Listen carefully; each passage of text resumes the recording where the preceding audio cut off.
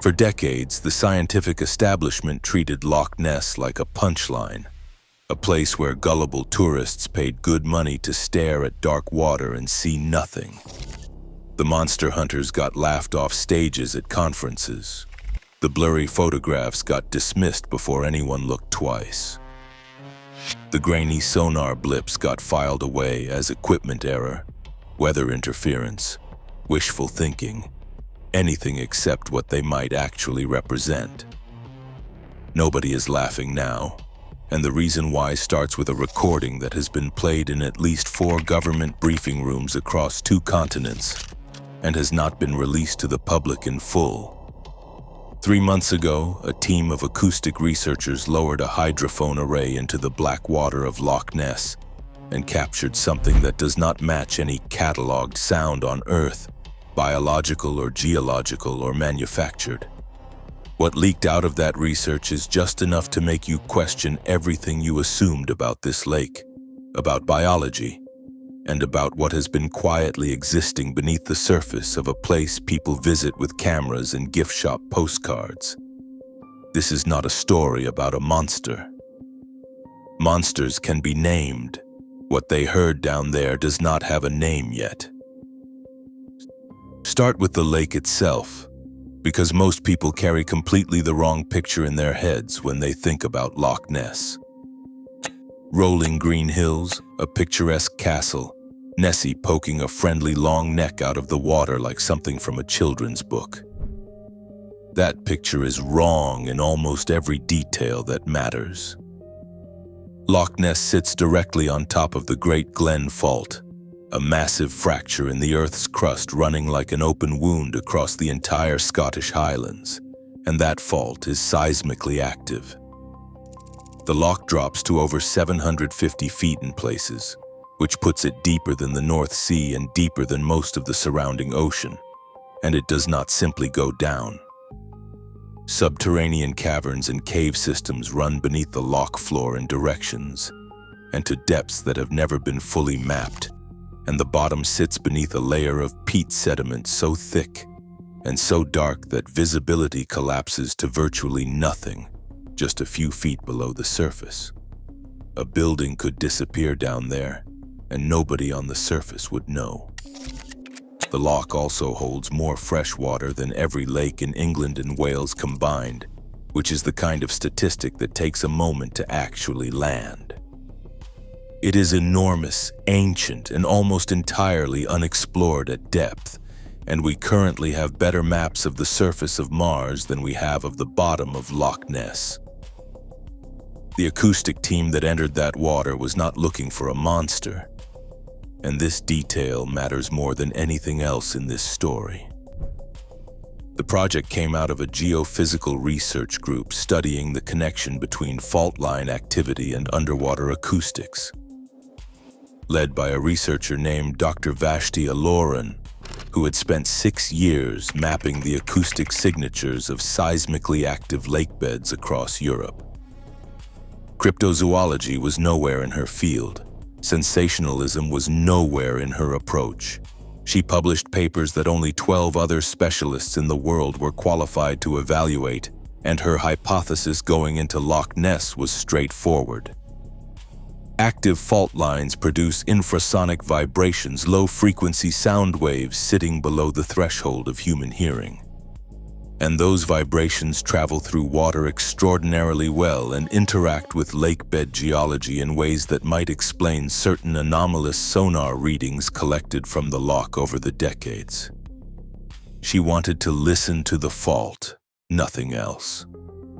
The hydrophone array the team deployed was custom-built, designed to capture frequencies ranging from well below human hearing all the way into the ultrasonic range, with 5 individual sensors at different depths connected by fiber optic cable to a recording unit on the surface. They lowered the array into the deepest section of the loch on a Tuesday morning in October. The water calm and the weather gray. Nothing about that morning suggesting anything out of the ordinary was coming. 6 hours of recordings came back exactly as expected. Fault line micro-seismic activity, the faint groaning of rock under pressure, the occasional distant rumble of a boat engine filtering down through the water column. Normal data, exactly what Dr. Elleron came to collect. And then, at 11:42 at night, the baseline shifted. A young acoustic engineer named Parvis Muthukrishnan was running the overnight monitoring shift alone on the research vessel when the readings at the lowest frequency channel began to change. Not dramatically at first, just a subtle deepening in the noise floor, like the lake drawing a slow breath beneath him. He almost logged it as geological interference and moved on. What stopped him from doing that is something he has never fully explained in any interview. Just a hesitation, a second look, a decision not to go back to his coffee. What followed over the next 4 hours has been described differently by everyone who heard it. Some say it resembles whale song slowed to half speed and filtered through something wet and organic, rhythmic in a way that geological processes simply are not. Others describe a low cycling pulse that builds in layers of complexity before collapsing back towards silence, only to begin building again from the bottom. One acoustic analyst brought in later to review the data sat in front of the spectrogram for 20 minutes without speaking a single word, then asked to be excused, left the room, and never came back to the project. The frequency signature matched nothing. Not whales, not fish, not geological activity, not any manufactured source in the known database of biological acoustic signatures. Regular enough to suggest intentionality, complex enough to suggest something producing it was doing with a form of control and originating not just from the water column but from beneath the lakebed itself, from inside the fault. Before moving further into what that means, it is worth establishing what science already understands about infrasound in large animals, because this is exactly what separates this recording from ghost stories and wishful thinking. Elephants produce low-frequency rumbles that travel through both air and ground for miles, allowing entire herds to coordinate across distances no human ear can detect. Blue whales generate the loudest sounds of any animal on the planet, calls that carry across entire ocean basins. Alligators use infrasound during mating season, producing vibrations powerful enough to cause the water on their backs to visibly dance. None of that is speculation. It is documented, peer-reviewed biology. The question the Loch Ness recording raises is not whether large animals can use infrasound, because they clearly can. The question is whether something in or beneath this lake uses it in a way more complex than anything previously documented. Because when analysts broke the recorded signal into its component frequencies, they found patterns nested inside patterns, a structure that resembles a language with a grammar, information encoded in layers. The signal was not just a sound, it was organized. Dr. Elleron brought in a marine bioacoustician named Professor Selwyn Adichie from a university in the Netherlands to review the data independently, and he spent 3 weeks with the raw recordings before delivering his assessment. His conclusion arrived carefully worded, measured in every syllable, and still managed to shake everyone who heard it. The signal, he reported, exhibited characteristics consistent with coordinated biological production by an organism or organisms of considerable size, operating at a depth and in a location inconsistent with any known species present in the loch's documented fauna. He did not say monster, he said organism of considerable size, and in scientific language, that phrasing carries the weight of a confession. The geology underneath all of this is where things become genuinely unsettling. The Great Glen Fault does not run only beneath Loch Ness.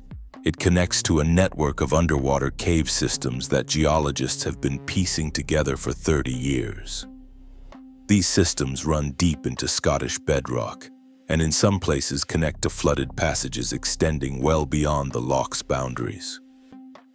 Some of those passages are large in ways that are hard to convey, Not tight crevices, but subterranean chambers that could contain a cathedral.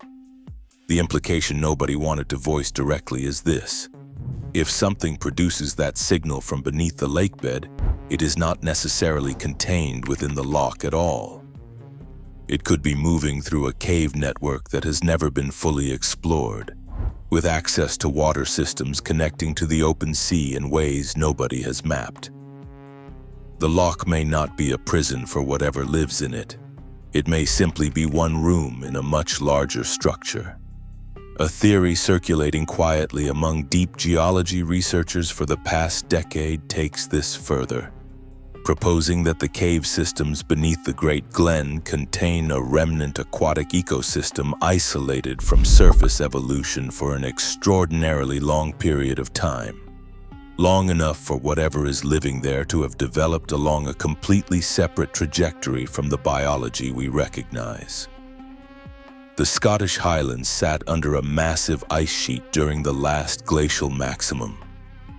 And when that ice retreated, it carved and filled these geological structures in ways that could have trapped populations of whatever was already living in them. Isolated and pressurized and evolving in total darkness for roughly 10 to 15,000 years. That time frame does not produce an alien life form. It produces something that behaves and sounds like nothing we have ever cataloged. And then the older data surfaces, which almost nobody talks about. The acoustic anomalies from Loch Ness did not begin 3 months ago. They trace back to 1972, when a hydrophone experiment ran in the loch as part of a Scottish research initiative studying freshwater acoustics. And those recordings sat in an archive for decades without the processing power to properly analyze them.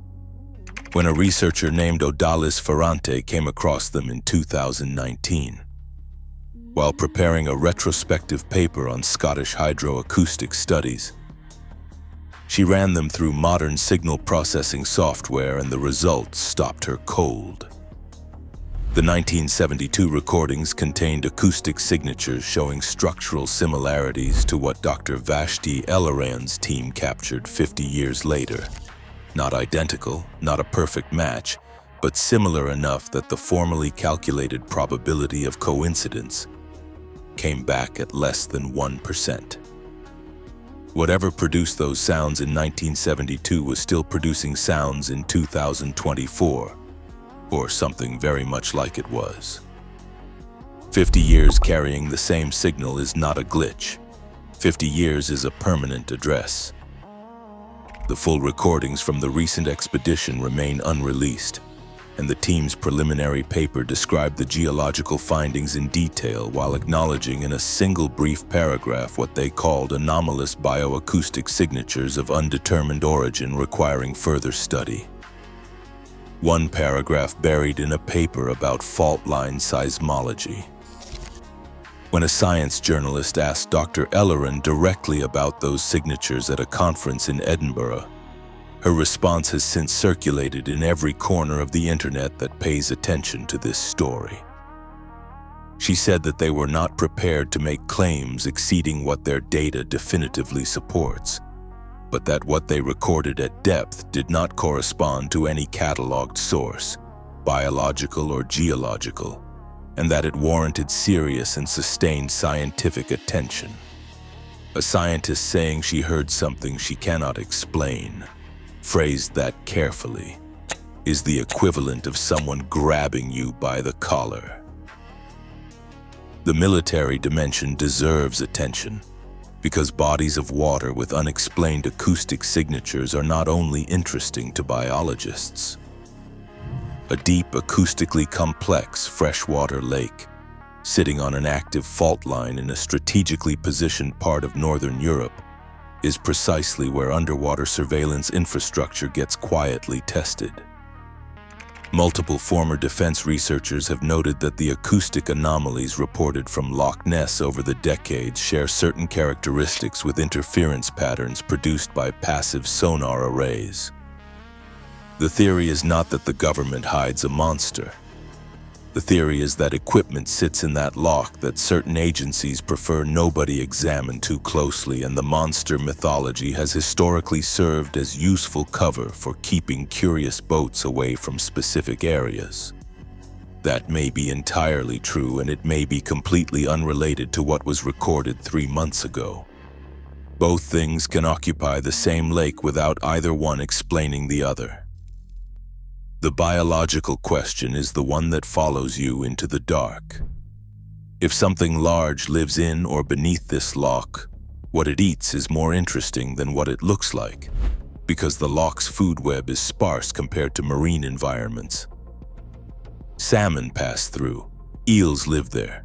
The European eel, with its own strange biology involving Atlantic migrations that science still does not fully understand.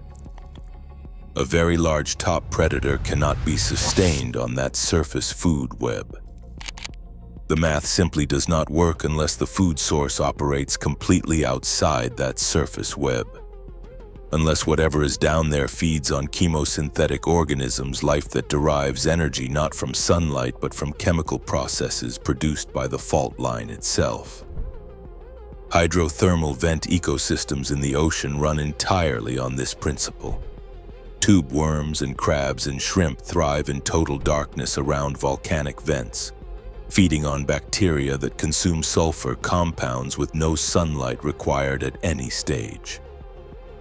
If the cave systems beneath Loch Ness contain geothermal activity associated with the fault, which is not an unreasonable assumption, a chemosynthetic food web could operate down there completely invisible to our surface understanding of the loch's ecology, producing enough biological energy to sustain something large at the top of its chain, something that occasionally rises into the loch itself, something that makes sounds.